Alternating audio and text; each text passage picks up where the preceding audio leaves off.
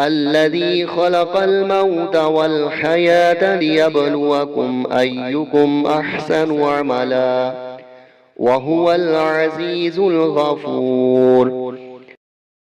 الذي خلق 7 سماوات طباقا ما ترى في خلق الرحمن من تفاوت فارجع البصر هل ترى من فطور ثم ارجع البصر كرتين ينقلب إليك البصر خاسئا وهو حسير.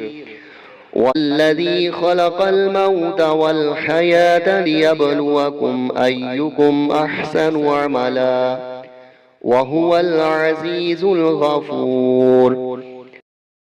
الذي خلق 7 سماوات طباقا ما ترى في خلق الرحمن من تفاوت فارجع البصر هل ترى من فطور ثم ارجع البصر كرتين ينقلب إليك البصر خاسئا وهو حسير.